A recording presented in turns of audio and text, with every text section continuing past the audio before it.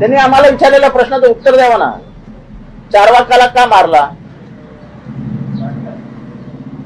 बसवेश्वरांना का मारला? ज्ञानेश्वरांच्या आई वडिलांना का मारलं?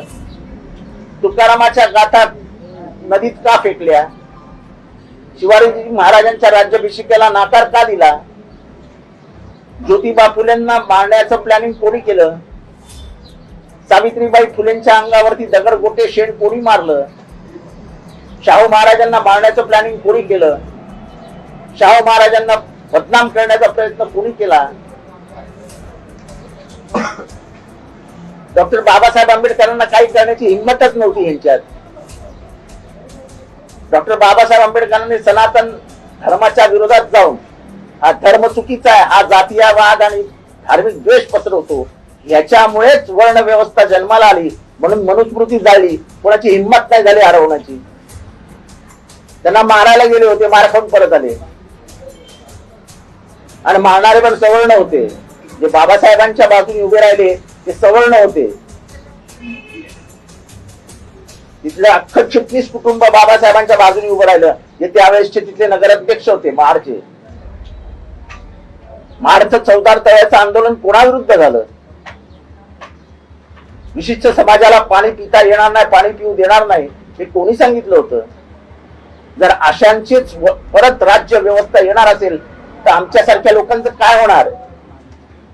काळामारा मंदिरात बाबासाहेबांना का स्वतःला जावं लागलं?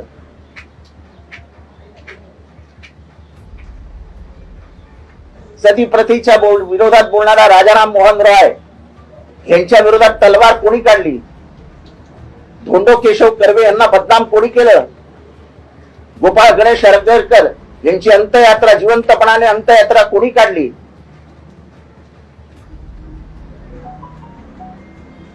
या सगळ्या प्रश्नांची उत्तरं द्यावी ना यांनी. आणि तीच व्यवस्था सनातन होती. सनातन मधनच जाती व्यवस्था बाहेर आली, सनातन मधनच वर्ण व्यवस्था बाहेर आली. आणि जाती व्यवस्था आणि वर्ण व्यवस्थेला विरोध आहे.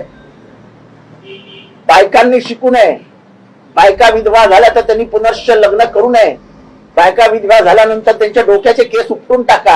ही पद्धत कोणामुळे होती आणि पद्धत कोणी बंद केली? बायकांना ह्या आपल्या समाजामध्ये स्थानच नाही. त्यांनी फक्त पुरुषाशी संगत करून त्याला सुख द्यायचं, बाकी ती कुठल्याही लायकीची नाही, असं कुठल्या पुस्तकात म्हटलंय? आणि तो धर्म आम्हाला मान्य नाही, तो धर्मच नाही, ती जीवन पद्धती होती. आणि त्या जीवन पद्धतीनेच भारताचं वाटोळं करून टाकलं. दे धडक बेधडक वृत्त देणाऱ्या आपल्या शिवसत्ता टाइम्स न्यूज चॅनलला लाल बटन दाबून सबस्क्राईब करा आणि बेल आयकॉनला क्लिक करायला विसरू नका.